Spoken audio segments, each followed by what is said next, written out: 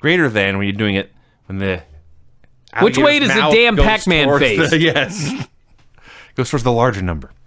What's this thing called? A bracket? A T? That's a timeout sign. No, you idiot. Then the computer, the caret, but it's sideways. Oh. What's that called? Divide? You don't even know either? It's the greater than, less than symbol. They call it something. It's not the bracket, because the bracket is the bracket's a square one. Yeah. So what's that called?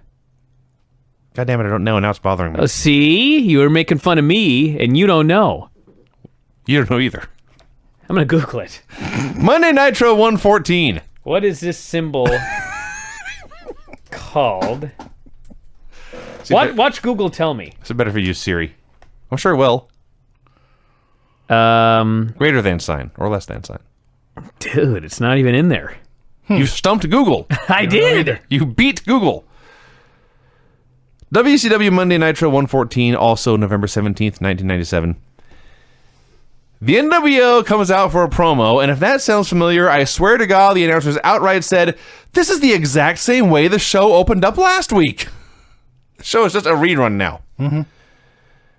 Crowd demanded Sting. Scott Hall did his survey. Barry Larry Zbyszko. Nash finally explained why he and Scott Hall were still wearing tag titles. They said, when the Steiners claimed to have won the belts, I was out and Six was subbing for me. Therefore, that match does not count. We are still the rightful champs. Fine.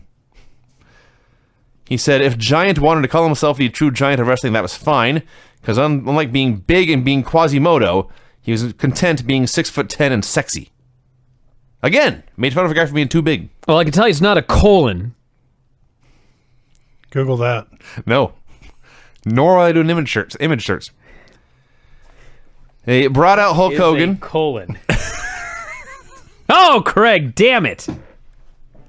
Foiled again. You fucker. No, this is more fun. I'll listen to Brian. Okay. Uh-huh. It's called Greater Than. That said that. But Let's not go back to the colon. it's also known as strict inequality. Wow. Yeah.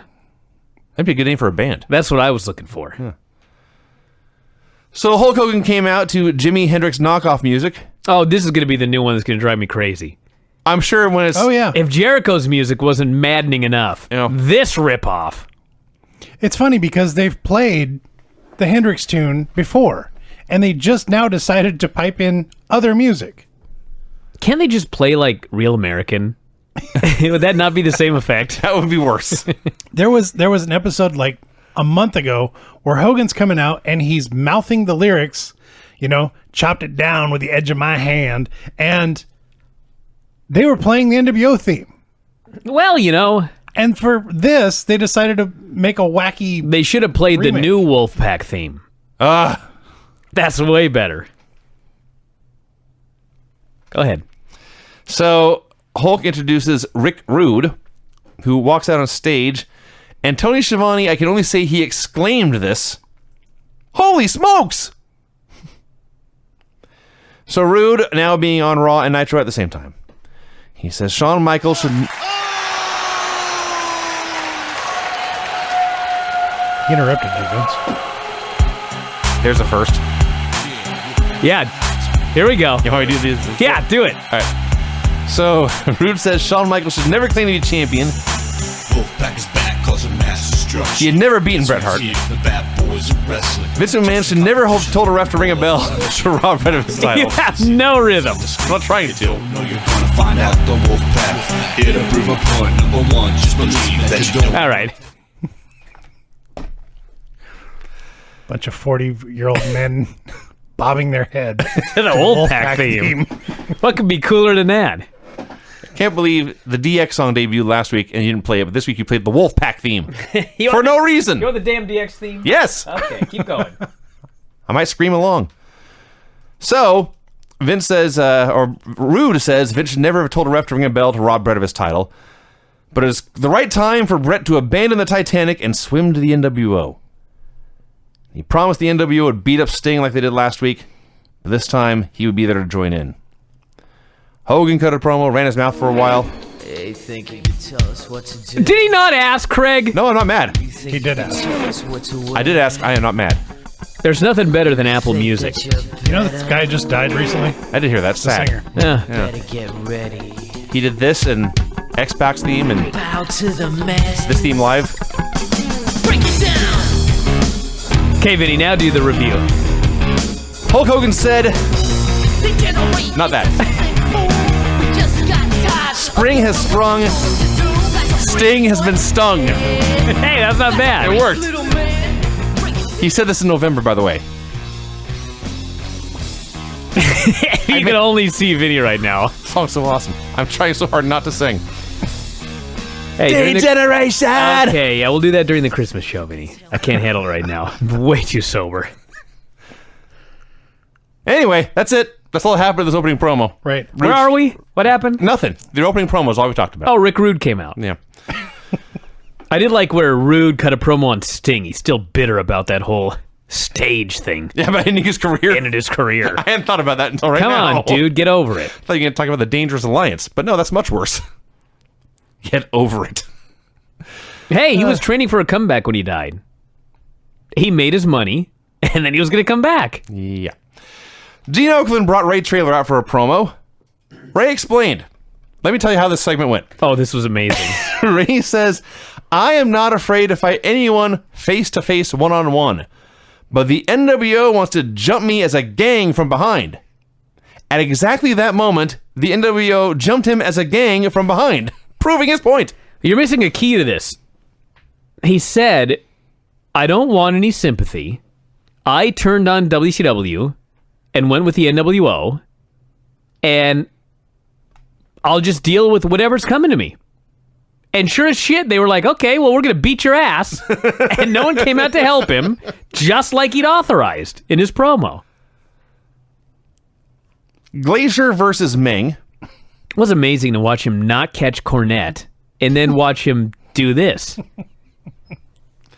It's like you can imagine that this show took place 3 days after the scaffold, and then Cornette had sicked these guys. Cornette on paid off the NWO. Yeah. Beat this guy's ass. Yeah. My knee hurts.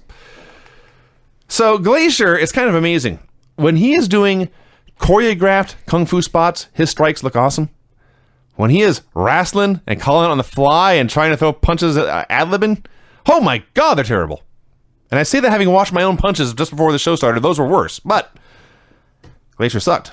So he makes his comeback, Glacier does. Jimmy Hart calls for help. Before the help can get there, Meng gets the tongue and death grip and wins. That's not quite correct. They're battling, and first off, there was this great spot where Meng just runs right through a clothesline. Like Glacier goes for a clothesline, and he hits Meng, but Meng just runs right through it, and then just kind of goes, ah, like he does.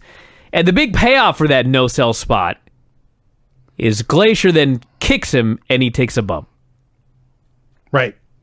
What a spot! No, the spot that would have been spectacular is Meng doing a somersault senton onto nobody.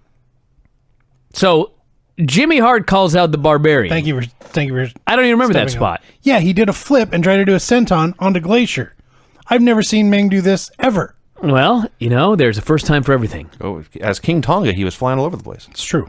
So Jimmy Hart calls out the Barbarian, and the Barbarian comes out. Meng puts a death grip on Glacier. Barbarian gets in the ring, and the ref still just does the finish with the second man in the ring. Yeah. Barbarian was either too fast or too slow or something. And we can confirm that Meng is tougher than the Barbarian. Because he beat up Glacier. And Glacier beat Barbarian last week. So they beat up Glacier until Ernest Miller showed up to make the save. This was so awesome. Ernest Miller is clearing the ring. He wipes out Jimmy Hart using the power of his chi. He attempts to do the same thing to Meng, but Meng has no time for this bullshit and puts the death grip on him and chokes him out. That's right. DDP did a quick promo saying he did not understand why Brett would want to be in the NWO. That's fair. It really is a good question. Alex Wright versus Steve McMichael. Oh boy. Now, Craig, Yes, sir. you watched this days ago, Oh yeah. and I got a text from you. I should look My it up. nose just started leaking snot spontaneously. Brian, yeah. I got a text from Craig. Basically, I forget what it said, but it implied there was a amazingly hysterical bump from Mongo in this match. Right. and we wouldn't believe it when we saw it. 99 times out of 100, when you get something like this and then you watch the match, it won't live up to the hype. Right. This was the 100th time. Alex Wright is unloading strikes on Mongo. Uppercuts, to be exact. He goes to hit European uppercut. one big final European uppercut to close off this flurry. Mongo takes this uppercut, and I can only describe it as Please try. he sold this punch by imitating a salmon swimming upstream. That I was gonna say a dolphin But leaping out of the sea. Vinny is closer. he jumped straight up as high as he could. He Wiggled. He locked his arms into his sides. He wiggled his head back and forth, and somehow came down on his back. Well, he came down on his ass and then his back. I guess. And then whacked his head on the back of on the mat. I laughed, and I rewound, and I laughed, and I rewound. I tried to figure out what the hell was going through his head when he decided to do this. There is a GIF on my Twitter. Check out Proper Jam. You'll find me there. You know, I went with Whitney this Saturday to a stream where salmon were spawning. And Vinny's absolutely correct. It looked exactly like this. Was Mongo there? In the water? Please tell me I didn't see him. Please tell me Mongo was in the water. You kidding me? So Mongo made his comeback and mauled Alex like a bear. A drunken bear, to be precise. He threw down the ref and got DQ'd. There's about 84 DQs in these two shows. Deborah left just disappointed in everyone as far as I could tell. Well, Chris Jericho versus Rey Mysterio Jr. You know what this match was? It was really good. you know what this match was? This was Chris Jericho playing big tough guy. It was. Yeah. You're both right, and I'll also say that what this match was for about 3 minutes was two guys botching everything, but still making it look good. It was amazing how many things they botched but saved. Yes! Nowadays, I don't want to make fun of Sasha and Charlotte, but man, I was so certain he was going to say Dolph. He lost tonight. he did. To The Miz. Oh. Yeah. That whole storyline, now he's just lost to the Miz again? Yeah. Vinny's tore up. I think what's going on is I do think that Miz will then lose to Sammy, and then Kalisto will Sure. beat Kendrick, and so just- all of the cruiserweights will go to SmackDown. Exactly. And I think in their minds, it's better to have Miz be the epic failure than Dolph. But Dolph just epic failed. Well, he did, but he didn't lose the belt to the other brand. Not on That's a pay-per-view. bigger failure. Not on pay-per-view. Anyway, getting back to this match here. Charlotte and Sasha, like they'd fuck things up and then it was all done. Yeah. They just were done. These guys fucked stuff up and tried to turn it into something cooler. And they did. And it worked. So, yes, Chris Jericho was playing. I was trying to think of a good power wrestler to compare him to. I went with the Steiners. I'd go with Goldberg Sure. because he did a press slam off the top rope. Yeah. Which, in fact, I cannot remember ever seeing in any other match. There's a reason for that. It's scary as hell. But Jericho did press them off the top rope. He did a bunch of power bombs, a triple power bomb, a bunch of backbreakers. And He did a great suplex where he lifted him up for a vertical, held him up there, and then did like a little bit of a squat Yeah. and then thrust himself into the air so that Ray shot up into the air and then they did the suplex. I'd never seen that before either. And they go to the finish, and Jericho goes for a triple power bomb. The crowd's never seen anything like this before, and they're going ballistic. But on the third lift, Ray slips out, runs, jumps off the ropes, hits the West Coast pop for the win. He actually jumped from the ground to the top rope to a half turn to a springboard Hurricane Rana. I liked this match. It was a very good match, and the last 20 seconds were unreal. And it wasn't even the best match on this show. Chris Benoit did a promo about how Brett was a great role model, but it was hard to see how he fit with the NWO. Can you believe in promo storyline, every single one of these geeks just believes Brett's going to the NWO? Yeah, that too. All the WCW babyfaces are stupid. Eric Bischoff hit the announce desk to harass Zbyszko, eventually lured Zbyszko into chasing him. And of course, the B-teamers all zoomed in to kill Larry. Allow me to praise Eric Bischoff here. Here's in Karate Kid. Sure. Everyone's seen Karate Kid. It's at a certain age. The original. Eric Bischoff was a great heel karate guy. Yeah. He had the fancy spin kicks just to be a dick. I think he had the same haircut. Yeah, you can't just kick the guy. What's the name of their crew? Johnny. Yes. The Was it Johnny? Skeletors. No. I don't remember what their it. gang name. Cobra Kai. The Thank Cobra you. Kai. How you. the fuck did I forget that? But anyway, Bischoff was Johnny from the Cobra Kai. Yeah. And he does the wacky spin kick and lays the guy out. And first off, he's a great fake karate guy heel, but he really did do martial arts. And it was amazing because in the middle of this brawl, you got to imagine this. There's Eric Bischoff, there's Larry Zbyszko, and there's all of the NWO. So there's like 6-7 bodies all over the place. A fan Oh my gosh. jumps the rail and goes after Eric. So he's the 8th body. And somehow Bischoff just sidesteps the guy like a ninja. Yeah. In the middle of this. I was like, that was really fucking impressive. And You then- would have beat Vince McMahon. And then Scott Norton gets his hands on the fan. God help him. Well, yeah. See, Bischoff sidesteps and the fan does a face plant, and Scott Norton steps forward with bad intentions. And I got so giddy. Yes. And then sadly, security corralled him and let Scott know it's okay, we got him. Damn it. Do you know? Norton had a gimmick leg at the time, so I don't know how much of a beating he could have laid on this guy. Oh, I think I do. I mean, he still could have laid a beating. I will take one-legged Scott Norton over this fan. Well, that's true. crushed his head like a zit. And Larry did a great job selling those Cobra Kai kicks. He was a great... Larry was great here. This is a Yeah. great angle. Yeah.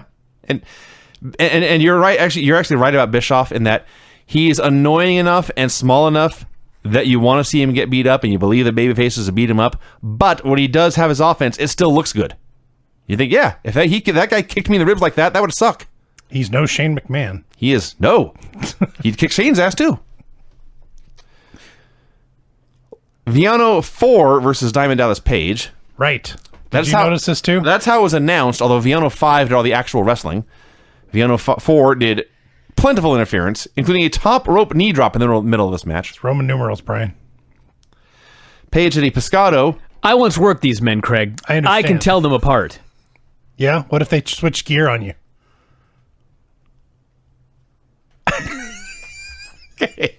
Anyway, I stumped him. Page is double teamed for a while, hits a pescado onto both of them, calls for the diamond cutter, hits it, wins, hits another one on the other guy for good measure, and the crowd loved Page. Boy, did they love Page. That guy got himself over. Dean Malinko versus Eddie Guerrero. This is a cruiserweight title match, and the winner will be defending against Ray at World War III the following Sunday. Sunday. Yeah. This Sunday.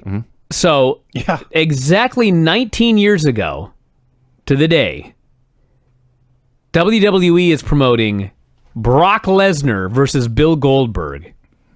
And WCW is promoting Bill Goldberg versus Mongo. Yeah. What will be better? I'm intrigued to find out. So, neither will be as good as this match. That's fair to say. Dean and Eddie were awesome. My favorite part, Dean's beating him down in the corner. And the ref goes to pull Dean away. And Dean turns to face the ref and walk him back and intimidate him. And as Dean is doing this, Eddie raises his hands high for an axe handle and tiptoes out of the corner so as not to make a peep. But just as he is about to strike, Dean turns around.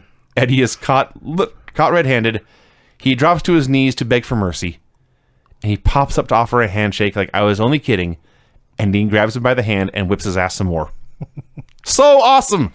Eddie was on such a different level of charisma Oh my god! from even last year. Thank you, Brian. It's like one day, it wasn't even like a slow thing. It was like one day he woke up and figured it all out and was awesome. He was always great in the ring. But the other part of it, just he flipped a switch, just like The Rock, actually. Sometimes I watch Dean Malinko and he looks very mechanical. I don't know what it was, the intensity in this match and the way he wrestled, it was like better than I'd seen him in a long time. Well, kind of. Did you watch the cradle spots they were doing? Yes. Full robot mode for Oh, Dean yeah, yeah. Malenko. He had his moments. They've been doing that in ECW for years. Well, what I watched the cradle spots, and what I was into was, I have mentioned this many times about why I hate the current Raw product, because fans have been trained, if it's not a finish, or if it's not a distraction, or if it's not the finishing move, it's not the end of the match, so who cares? it's true. When they are doing these cradles back and forth, And you can see fans leaning to the side to see around the ref to see if the man's shoulders are actually down, if this is the end, and then leaning back the other way when the cradle gets reversed. God, wrestling used to be fun. Well, enjoy it while you can, dude. So Dean hits a very awesome top rope back suplex. That may have been too awesome, because the ref counted both men out and there was a double KO finish. And based on the way they were handling Eddie and he was communicating with them afterwards, it looked like he really got hurt here. Anyway, Eddie is still Cruiserweight champ and apparently will still face Ray at World War III.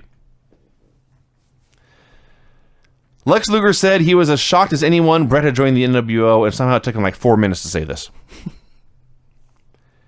We had clips of a Nitro party. Oh, boy. Dude, us dancing to the DX music I was was way gonna say. cooler than that fucking party. Scotty Riggs versus Saturn. You know, I remember Riggs getting his eye hurt and going right into the flock, but apparently that's not what happened. And there was a great moment in this match. There was the best moment of Scotty Riggs' whole career in this match.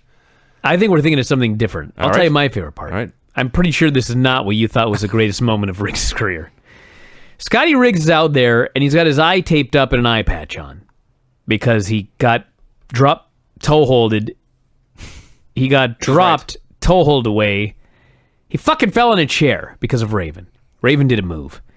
So he comes out here, his eyes all gimmicked up, and first off, I have never tried to wrestle with a eye patch on. I never did a pirate gimmick, for example. Seems like it'd be pretty damn hard, but you'd never know that watching Scotty Riggs. Yeah. He's wrestling like he's got two eyes. So, in the middle of this, the eye patch gets ripped off. And we get a look at his bad eye. And he's got no eyeball, or no cornea. There was an eyeball there. It's just all white. It was all milky white, yes. Yeah, so imagine, have you ever met anybody whose eye was so messed up that it's like all white? I mean, that's a pretty fucking serious injury. Yeah. That's like a lifetime of cataracts. Yeah. You'd see this like anyway. The thing comes out and his eye is pure white. The cornea is gone. I mean, the man's clearly blind. You would think. In the one eye. And Mike Tenay, in the calmest manner possible, says, "Scotty Riggs' eye still showing the after effects." That's what he said. Yeah. You're not wrong. Mike Tenay was very, very good at certain things. He was really bad at other things. They could have been horrified. They could No. have shown some shock of some No, kind. you see Craig, his eye is just showing the after effects. Well. It's vanished. One day it'll get better. You were right. That was not the moment I was thinking of. Scotty's making his comeback.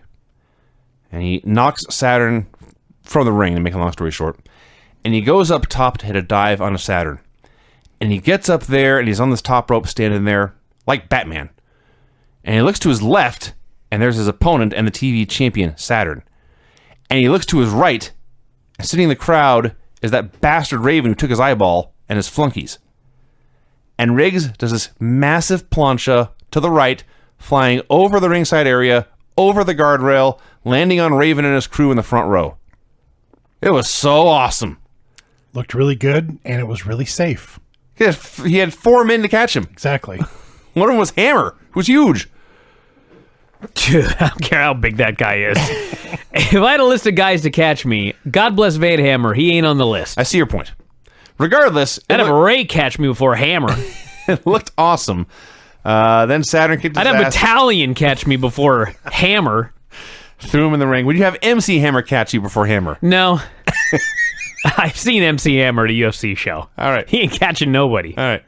Anyway, Saturn tapped him out with the Rings of Saturn, and the flock continued the beating after the match until Raven called them off, and he's still trying to recruit Riggs. I love how Riggs gets beaten up, and I think it was Mike Tenay. He just says, "Riggs has paid the ultimate price." I'm thinking, death? And then he goes, "The ultimate price over and over again." It's like, wow. Wow. That sucks. I thought he just lost his eye. Riggs is so much better than I remember him being. Yeah. When I was a kid, I thought he was just this uber geek. Because when you were a kid, I'm going to explain this to everybody right now, okay? Here we go.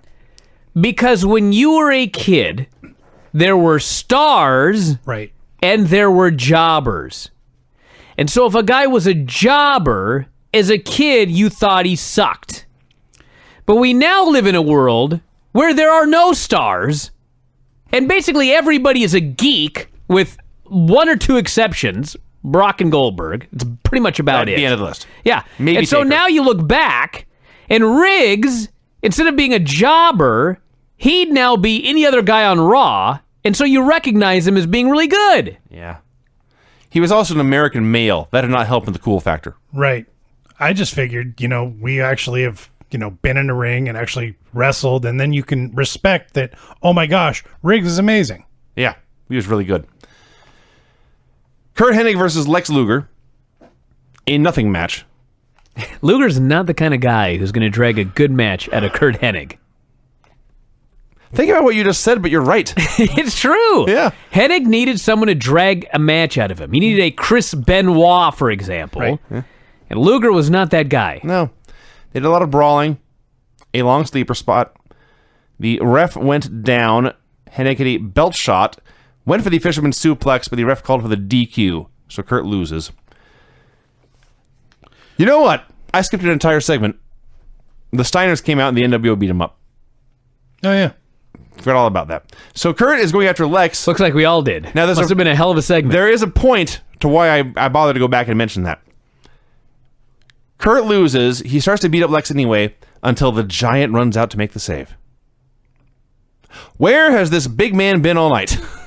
NWO's been running roughshod, destroying people. I think the bigger question is Hennig and Flair have a no DQ match at the pay-per-view, and there was no Flair on this show.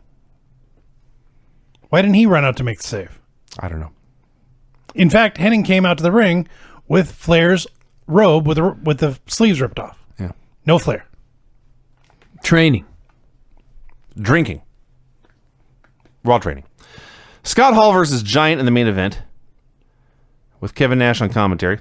Nash is talking about how one-dimensional the Giant is. Yeah.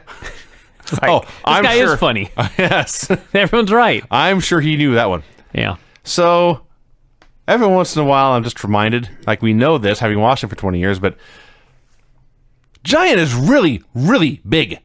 Well, it's funny you mention that. Giant looked like he'd gained 50 pounds from the last time we saw him. Well, that too. And it wasn't all fat. Oh, no. And I remember this because about a year ago, when he was much smaller, Nash had given him a power bomb. That's right. So they're building up to Starrcade, where they're going to have another match, if I recall correctly. And that's the match where Nash goddamn near kills him. Yeah. Because he gained a lot of weight in that year, and Nash's memory of how easy this guy went up was a little clouded. Yes. And he tried to lift this fucker and realized, wow, you're heavy.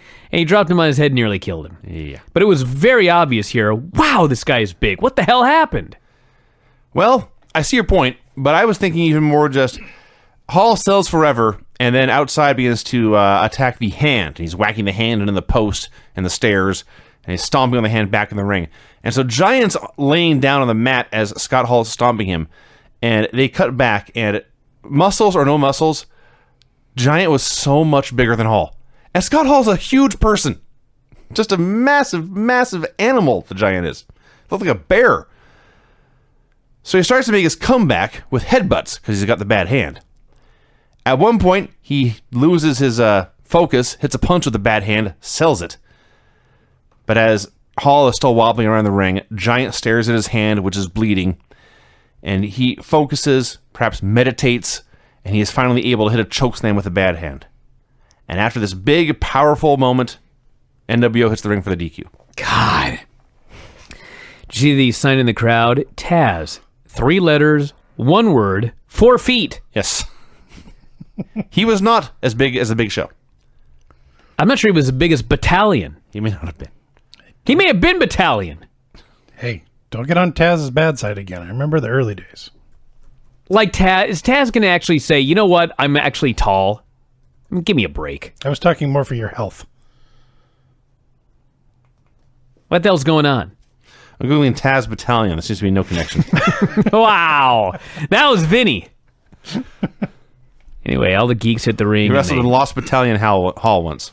set up the 60-man battle royal at World War III, a main event we will not be watching for this you. show. Oh, come on now. We watched it last year, and it was so stupid. Did we really? Yes, we did. I think I didn't. Remember the three little squares? It's split Oh my screens for like an hour. gosh. I do recall this. Yeah. Was that last year or 2 years ago? It was last year, brother. Jeez. You know, when you have a baby, people go, it just goes by so fast. And I'm thinking, nothing's going by fast. I don't even remember last year when we watched World War III. Let's not do that again. Well, everyone, I guess that's it. Craig, are you over 300 pounds? Oh, yeah. That's too late. Vinny's already winning. Yeah. Did you see these phony photographs of you supposedly holding a baby and weighing in? Clearly not me. I mean, give me a break. Like I would ever wear socks that I don't big. mean to be a dick, but Craig, you look at this guy and you don't believe he's 300 pounds. He doesn't need a baby to break 300 pounds on that scale. Thank you, Craig. Don't make me mute you. Vinny, tomorrow's your big day. You're gonna run away with it and you're gonna win this whole thing. Woo, I'm not running. That's true. You know what I mean. I'll walk away with it. Stole my joke from Twitter. There's still time to vote, everybody. There's still time to vote. At Filthy Tom Lawler, go up there. Vinny's in the lead, but hey, the more votes, the better for Vinny. So head up there and vote for him. The finals will be, I guess, wrapped up tomorrow on the Filthy Tom Lawler show. There's a big prize involved, I've heard. Yeah, there's a big prize. I've been told a trophy. I didn't say a trophy. No, I said I've been told. Oh. I was told by you. I made it up. I was going to say, what the hell are you talking about? I just want a trophy. I've got the prize, and it's not a damn trophy. All right. But it is a really stunning prize. I do have to admit myself. Stunning. And I will admit it was not cheap. But it'll go to a worthy winner. All right, everybody, we're going to wrap it up. Anybody have any plugs they want to get out there? All right. We'll talk to you again after a while. Good night. Bye.